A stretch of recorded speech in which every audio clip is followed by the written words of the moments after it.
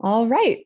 Hello, everybody. Welcome and good afternoon. Thank you so much for joining us this afternoon virtually. My name is Hala Alawi, and on behalf of Atmosphere Press, I am pleased, as always, to introduce you to Atmosphere's author event today, featuring authors based in our home state of Texas. Today, we will be hearing from James W. Marquart, reading from Unthinkable: Who Kills Their Grandmother?, a true crime biography released October 25th, 2022. Tom Marstad reading from Mind the Gap, a novel released November 15th, 2022. And Jerry Lovelady reading from Grief and Her Three Sisters, a poetry collection also released November 15th, 2022.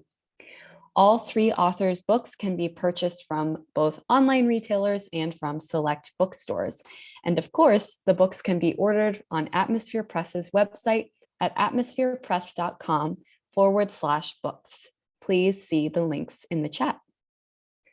At the end of the event today, we're going to have some time for any author or audience questions. So during the readings, if you have a question for any or all of our authors, go ahead and type it in the chat and I will make sure it gets asked. But then during the actual reading itself, please stay muted to keep extraneous sound at a minimum. Of course, as always, definitely feel free to use the chat for any praise and comments.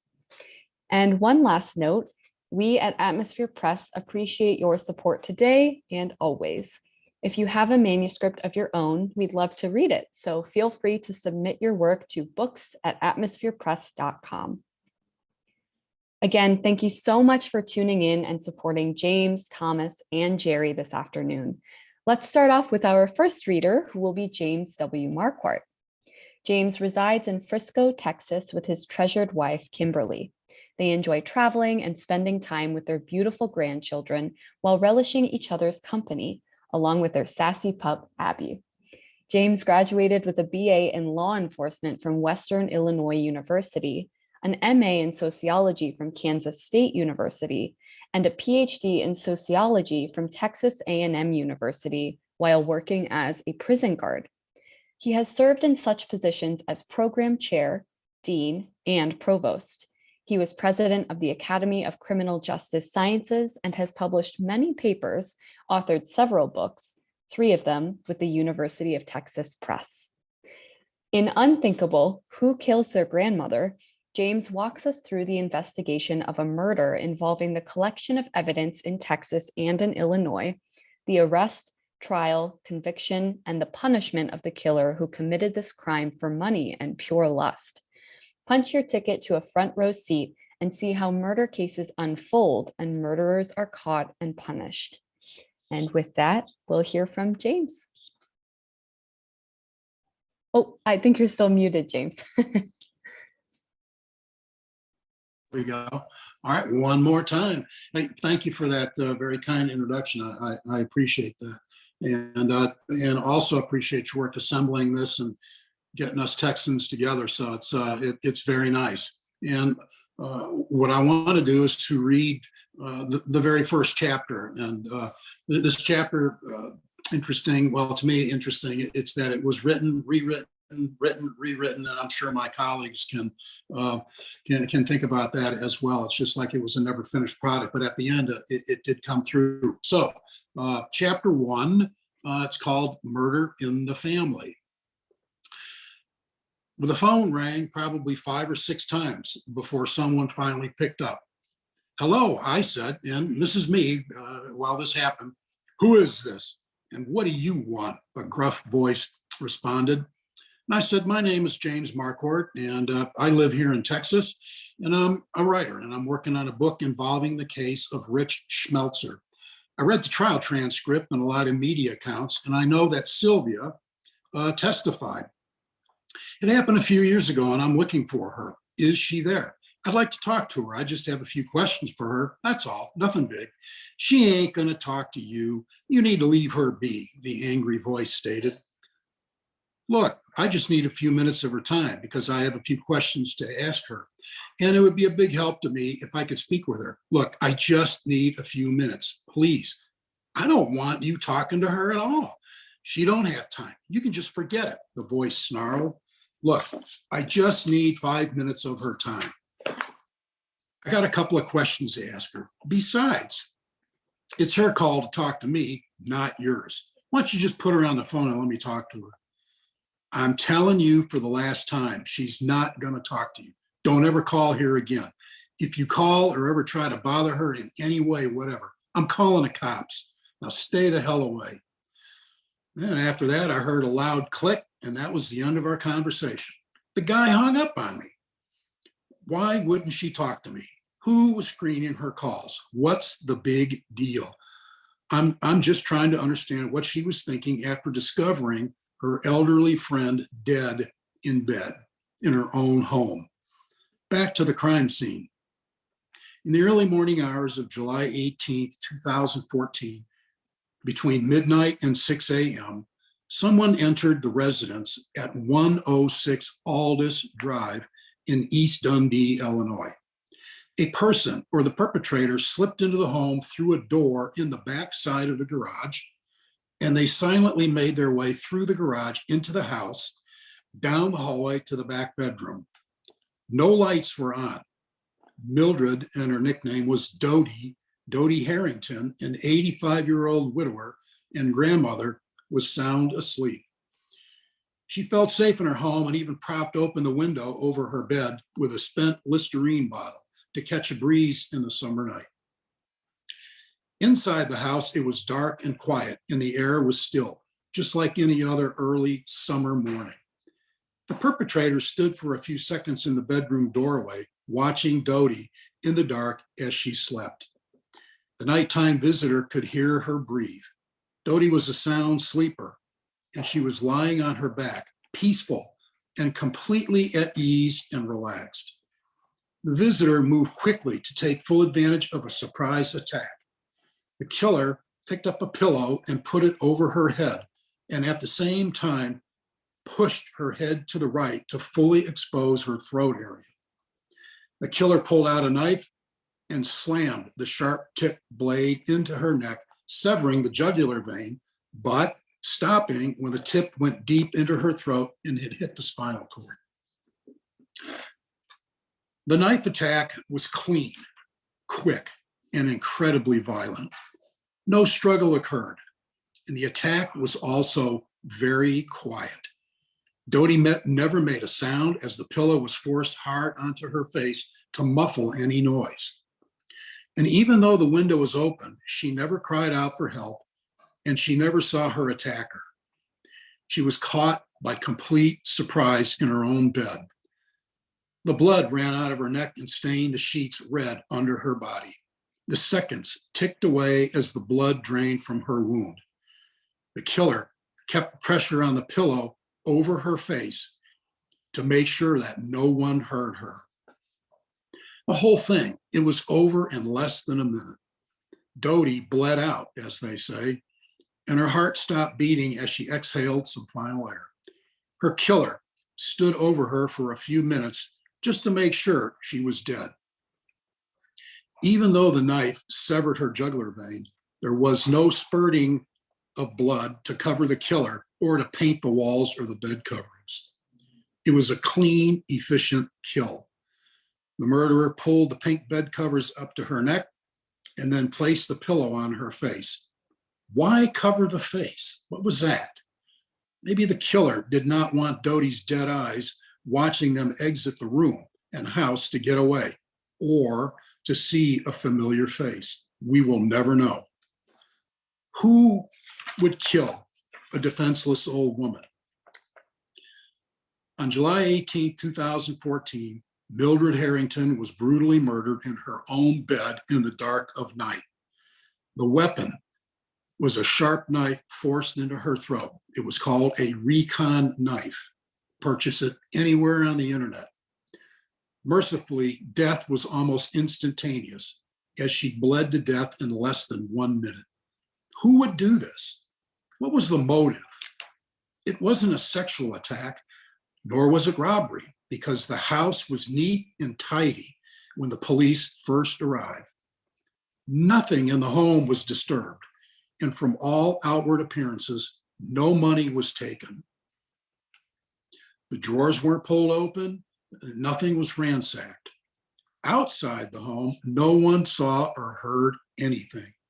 Whoever did this entered the house in stealth and familiarity and committed this crime in silence. There was no sign of any struggle, and her bedroom was not turned upside down or disturbed in any way. Not even a perfume bottle on her dresser. Nothing was turned over or disturbed. Nothing. The interior of the home was clean, and that's the way that Dodie liked it. Just one thing, though. Everything was tidy except for Dodie.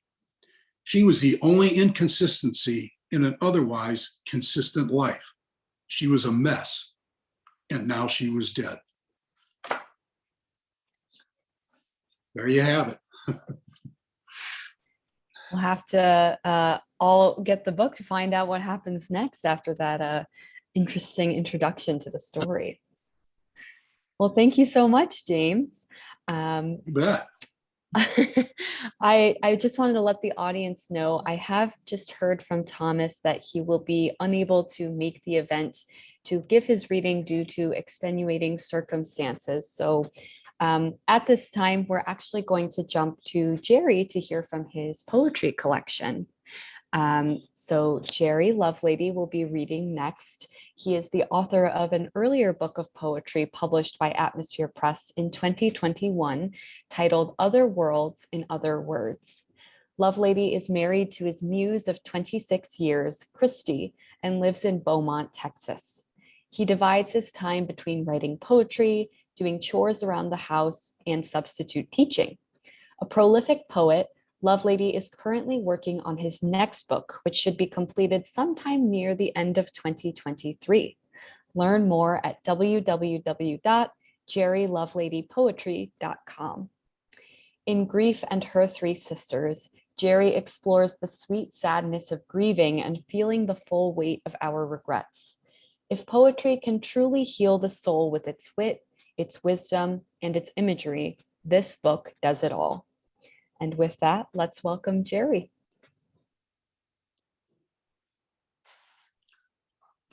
All right. Well, thank you, Hayla. Thank you. Appreciate it.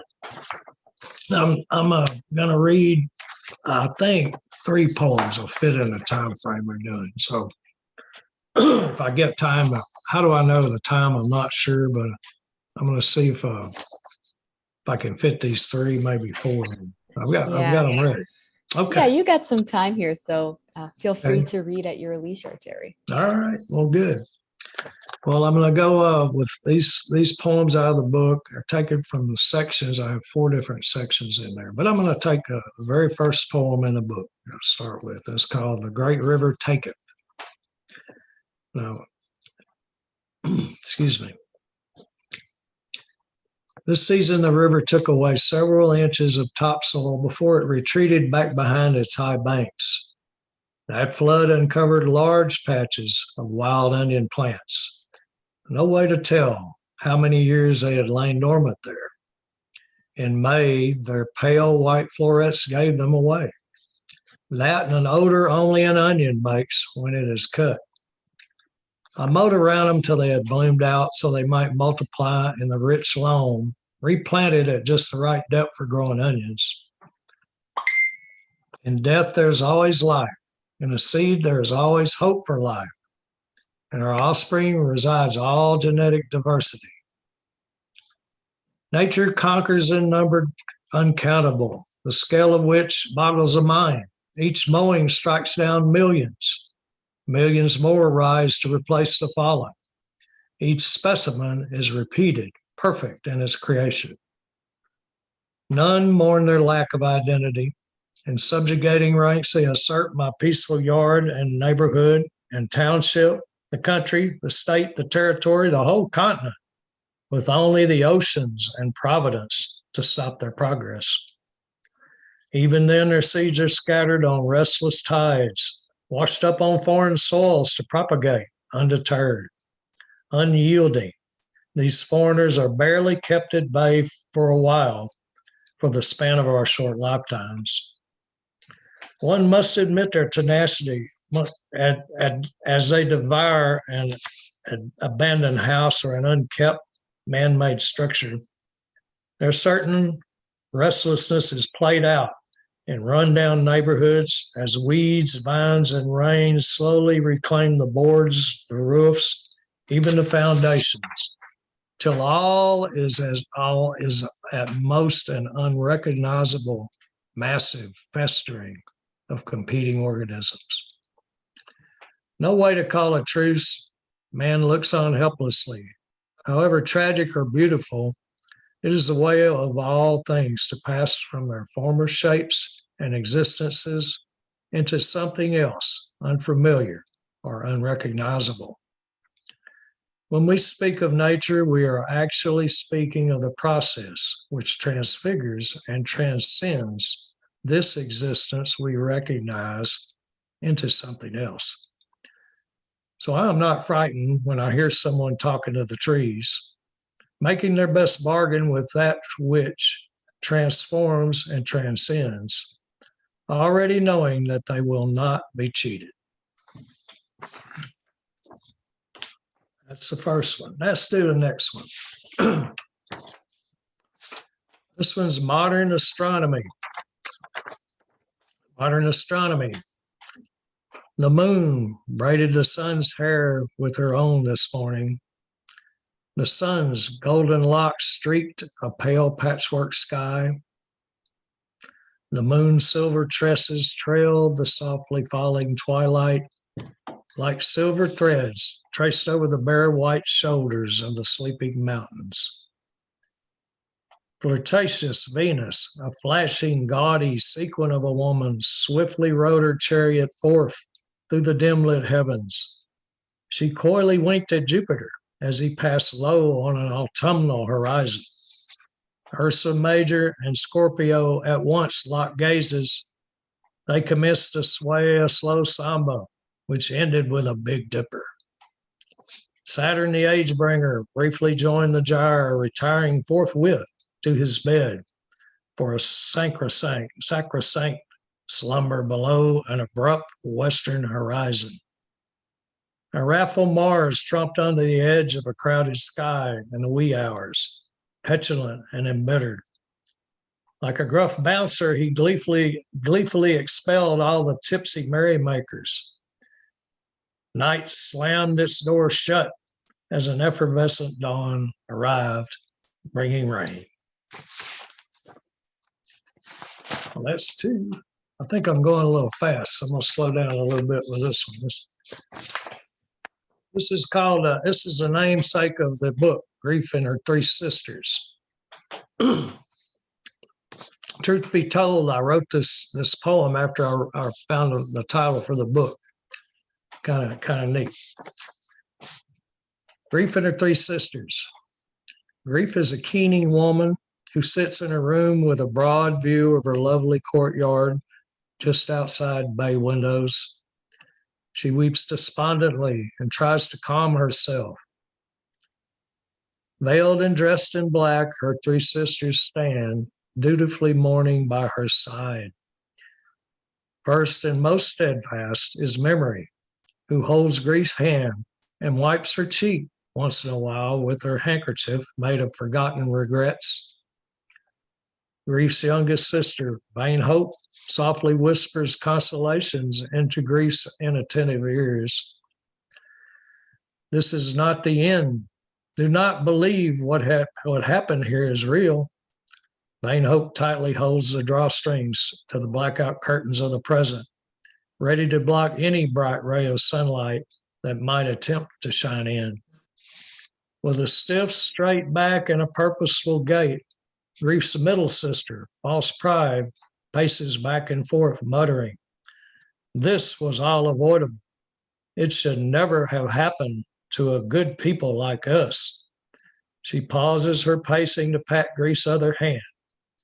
If it were my decision, I would have done things much differently. Poor Grief, grateful for all the attention, shudders and tries again to cope.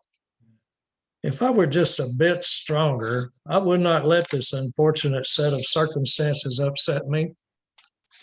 She stares at the courtyard where a group of small sparrows has been foraging for crumbs. They seem so happy flitting around under the benches, not at all concerned that they might starve today if they do not find sustenance. Grief wipes her tear-stained face with her sleeve and tries to smile. Thank you, my kind sisters, for keeping me company, but I wish to be alone now. Please leave me while I compose myself. As the last sister files out of the room, Grief notices that one of the little sparrows has found a scrap of toast that fell to the ground during yesterday's breakfast. She muses to herself, how lucky that little bird is to have found the courage to keep searching for what she needed. With some difficulty, she rises from her chair and goes outside to sit in the sun while she contemplates her own happiness. That's that one. All right. And this is one of my favorites. So I'm gonna roll it to you. This is called Relic. And I'll tell you a little background. I might as well tell you a little background. I was walking on the beach one day down by a river, and I picked up a rock, and it happened to be a petrified, I guess you calcified seashell. A little relic of bygone days, and it spawned this poem.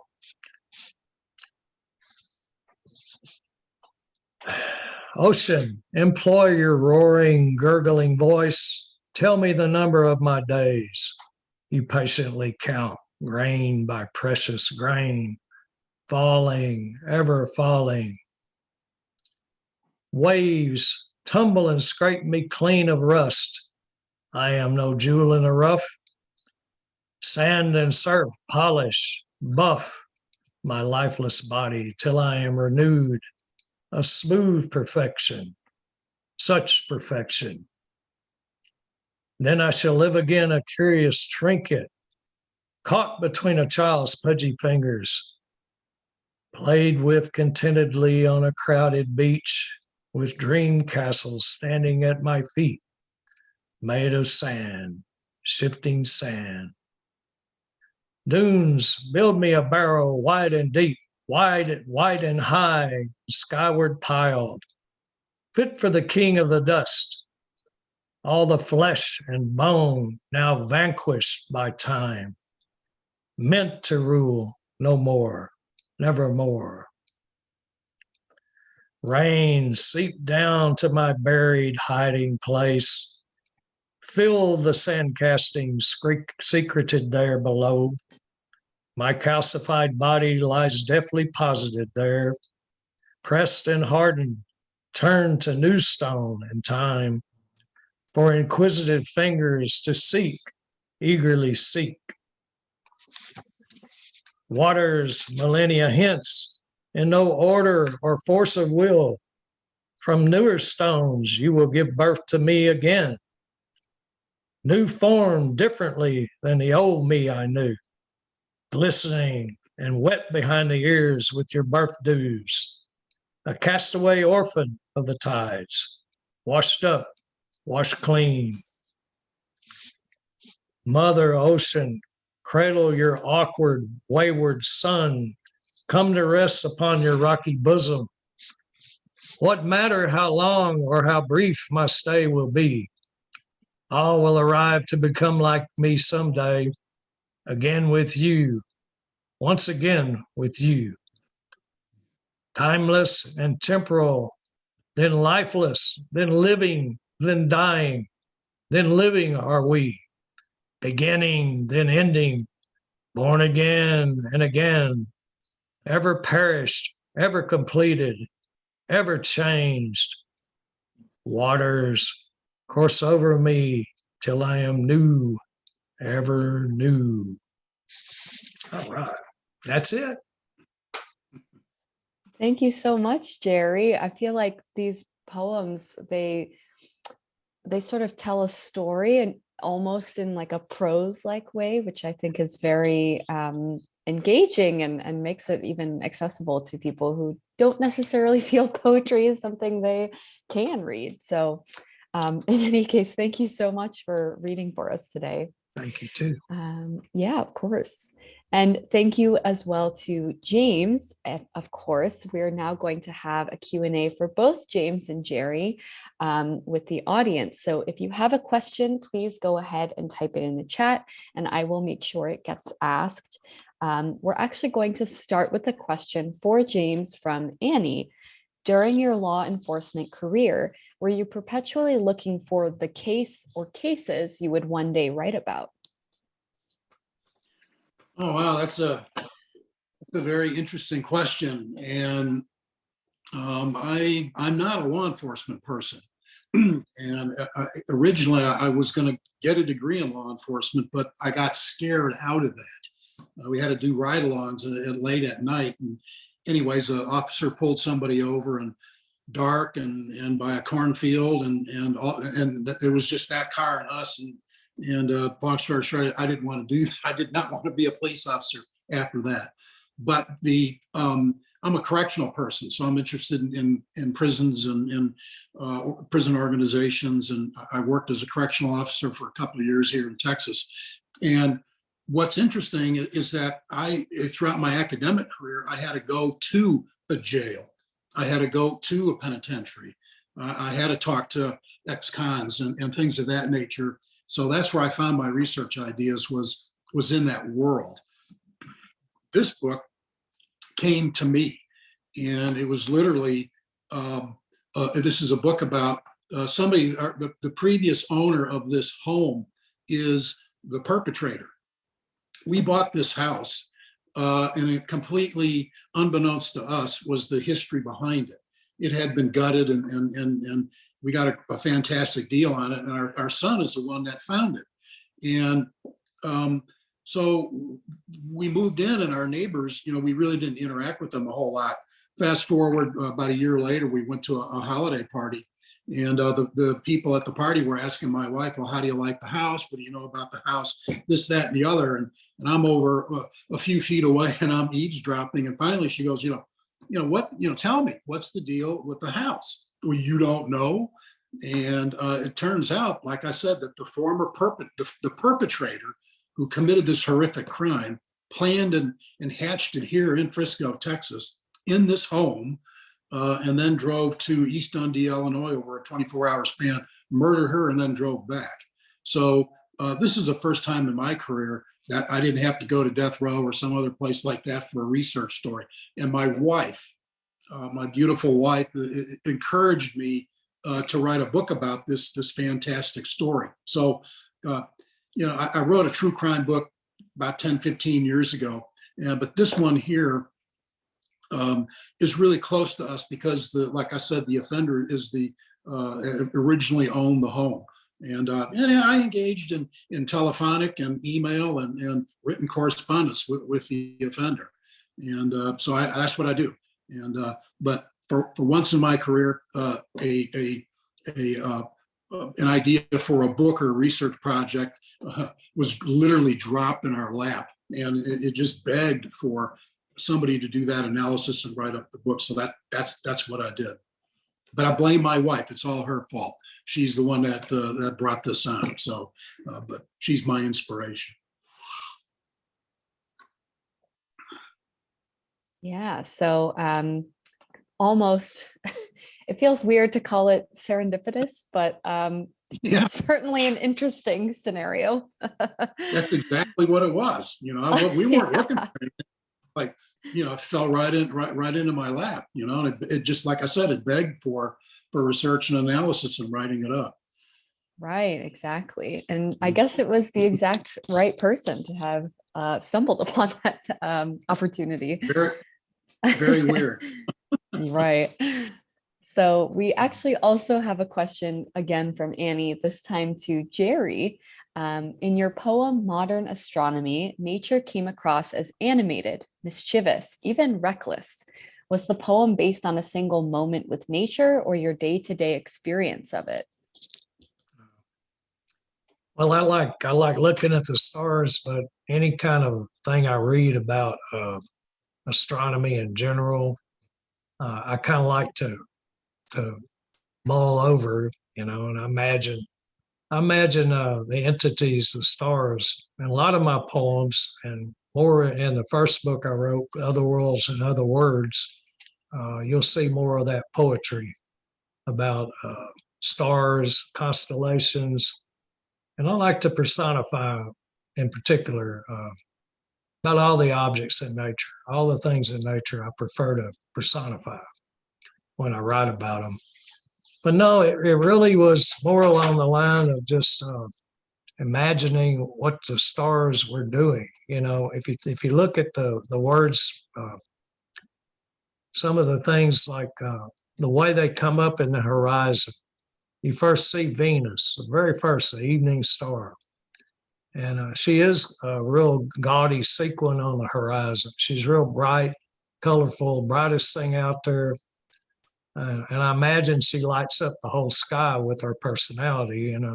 You add a little Greek mythology to that, Roman mythology to that, and you'll see her riding her chariot across the sky. Then in the winter, in the winter months, or November starting, you start to see Mars on the horizon very early in the morning, very early.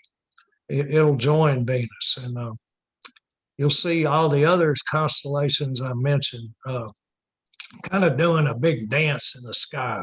Any night you got a good clear sky, you'll see this gyre moving, this circular gyre happening in the sky. If you watch it enough, it's real slow. So I would say, look at some time lapse photography and kind of that's maybe already on YouTube or something. You can really see that they're sort of dancing, these different constellations, and they dance with each other. They move around in a particular pattern. I'd use words like do-si-do and just odd different kinds of dancing. And this one in particular, a samba, And you'll find other poems I write about. I'll use a lot of that kind of figurative language, like dancing and music. And the Saturn the Age Bringer happens to be a big time opera written not that long ago, written in the last century, but became very popular. Saturn the Age Bringer. It's a real neat sounding opera, actually a piece for an opera. So if you might look that up and listen to it, it's really interesting. This guy wrote it, and he liked to study astronomy, astrology more than anything.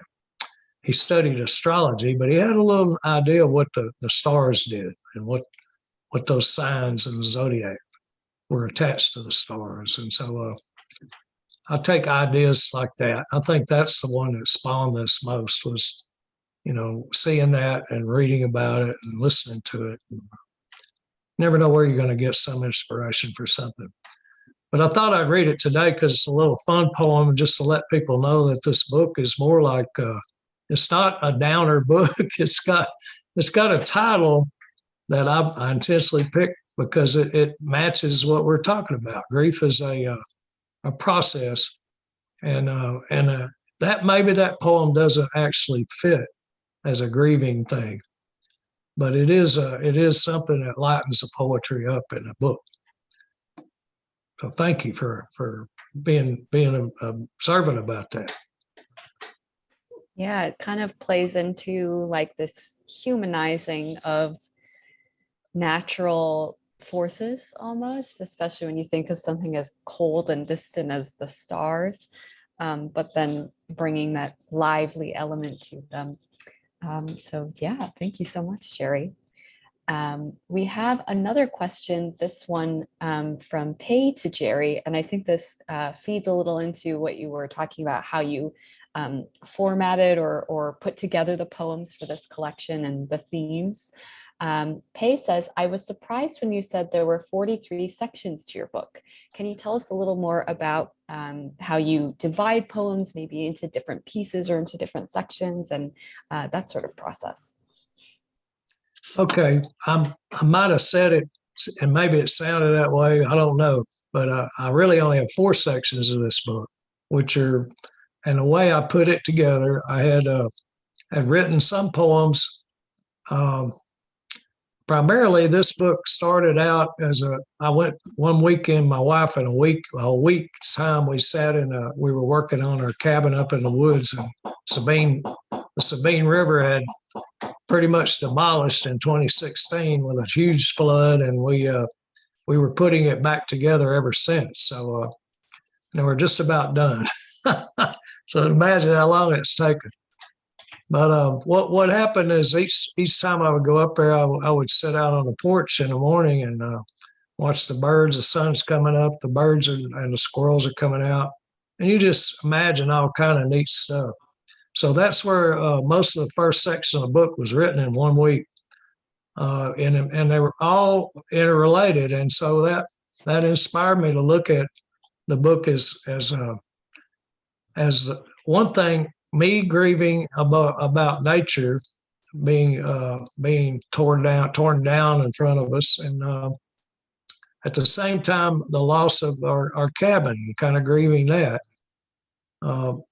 And of course, you heard the poem about the yard being washed away. Now we got wild onions. So wild onions are coming up in place of what dirt was taken away that had covered them up. So you got to think that was very ironic that nature would take away so much, yet leave something so beautiful and interesting as wild onion plants behind for me to enjoy henceforth. And they continue to bloom and multiply.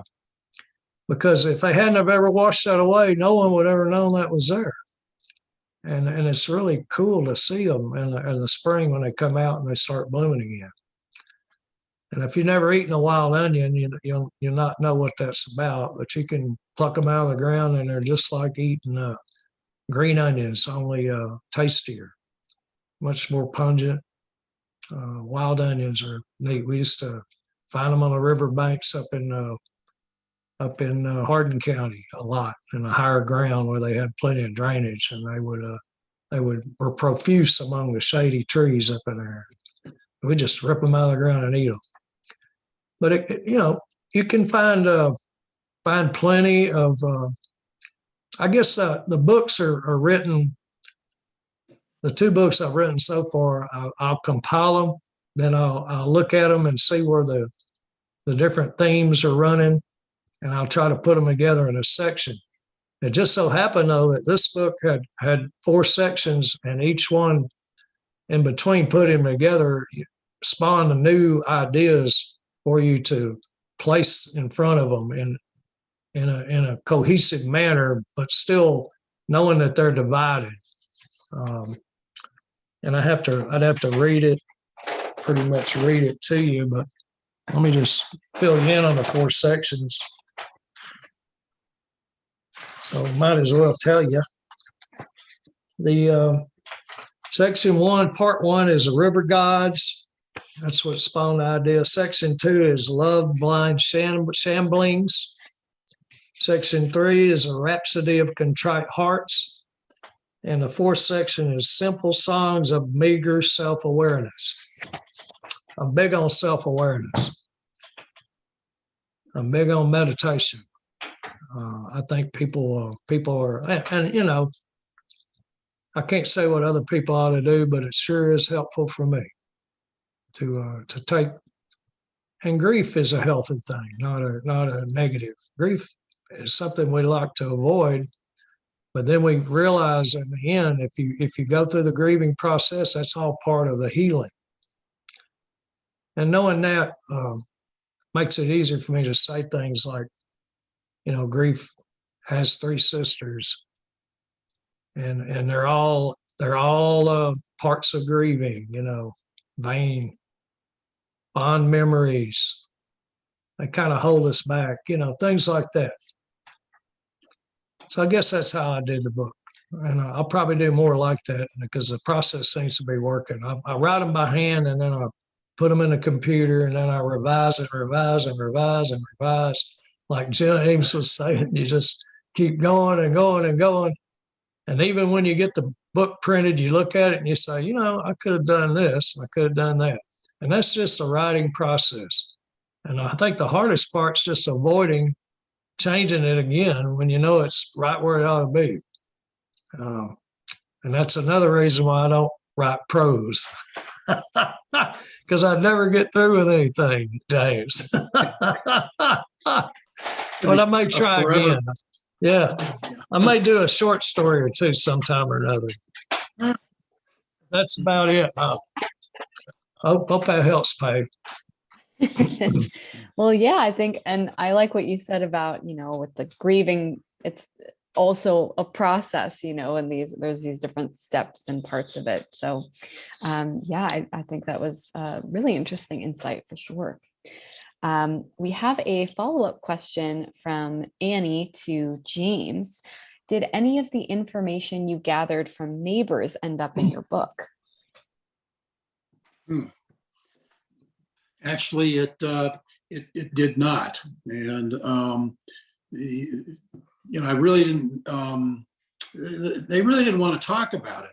Okay, I felt like Spencer Tracy at the movie, Bad Dad, Black Rock.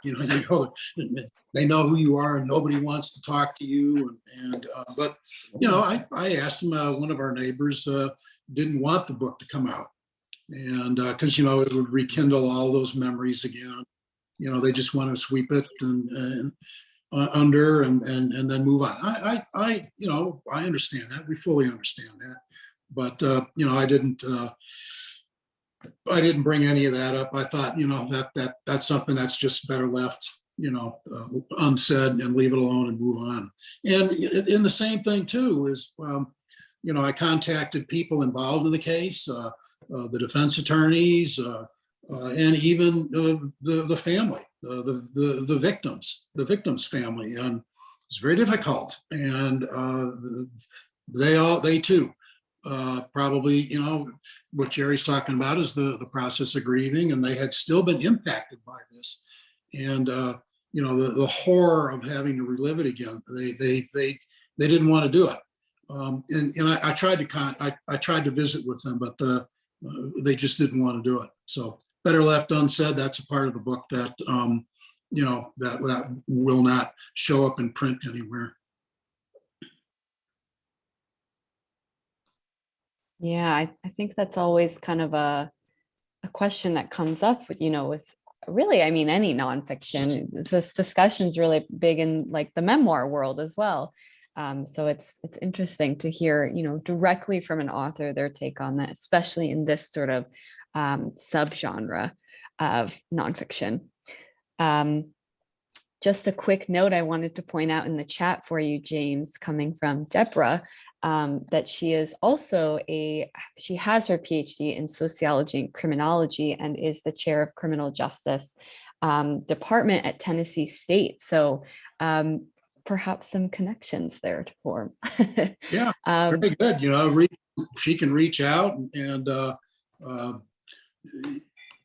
at my email address or I have a website, jamesmarquart.com. Shoot me a message. I would love to hear from you, because I wrote the book in a way I feel that it definitely could be used in intro to criminal justice and in criminal justice classes. Courts, police investigation, whatnot, that students could read their textbook, and then this book here could put meat on the bone in terms of what a real police investigation is and how does it work and how they approach evidence in those things. So I think it's got a home in both worlds. It has a home for the general public, and then I think it has a home in these kind of criminal justice classes. So please, please take a look and use it. Please let me know. Sure.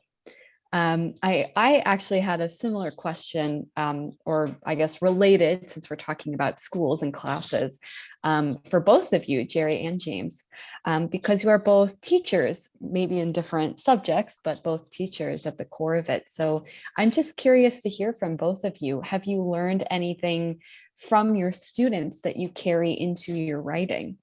Maybe James, if you want to kick us off.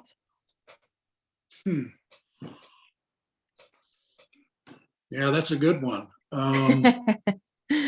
Yeah, I I mean, guess I'm putting you a bit on the spot. yeah, it's a good question. Throughout my entire career, I've co-authored articles and books with my students. So they are a tremendous source of information, and they like to push the envelope. And have you thought about this, or have you thought about that? So maybe not so much for this one. Um, but I'm working on a new project right now, and another strange case. So I'm working with three master's students right now, and they're definitely full of questions, and hey, why don't you do this, or let's take a look at that. So it is that process, where they're going to see things that you take a different tack and open up something that you might not have thought of. So it's a good process, and I really enjoy working with them because they see things a little bit differently. I'm first, you're in the weeds on this, doing it, and then they kind of force you to think about maybe some bigger picture things, or what about this, or what about that. So yeah, in this project there will be a lot of that kind of interplay. Yes.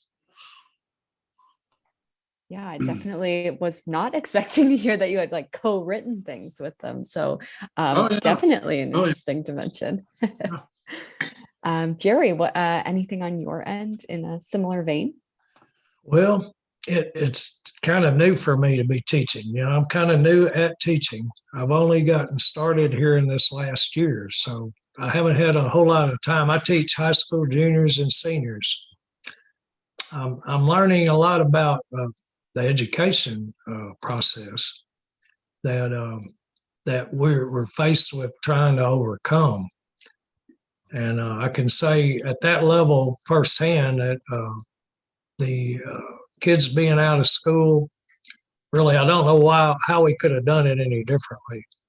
But kids being out of school for such a long time without any kind of, I guess, guardrails, discipline, whatever you want to call it, has really made it hard now that they're coming back for them to learn. They're sort of tripping over their own feet. They're really and secondly, we've made two things happen. We've made it impossible to get rid of the internet in school, and impossible to stop using our cell phones in school. However, where I'm at, it's pretty important in Texas in particular. It's pretty much demanding that we take our phones away from these kids, and it's not going to work. So it may be a little harshly said, but I'm going to tell you that I don't see it happen. It's not going to work because we've ingrained in them they have to have them and use them, and we use them ourselves. And now I don't know if I could even do without it, with all the contacts we have to make on a day-to-day basis, and the kind of lives we put together that require so much interaction between us and everyone else in the world at the same time. I just don't see how we can expect these young kids that are probably brighter than we are by far to be able to do without what we have. It's just not going to help them. So there are more problems than there are solutions at this point. I'm seeing the conflicts coming out of all this, and I'm not really sure the kids are teaching me this, but what we're doing as a whole in the school system is teaching me a whole lot. So I'm going to try to find a way to tactfully write about it and still get my point across. Because I really like my job, but I don't know. I don't know if they like me if I were talking like this any other vein. However, this is going up on YouTube, so what the heck? We'll have to see what their opinion ends up being, I suppose. I guess.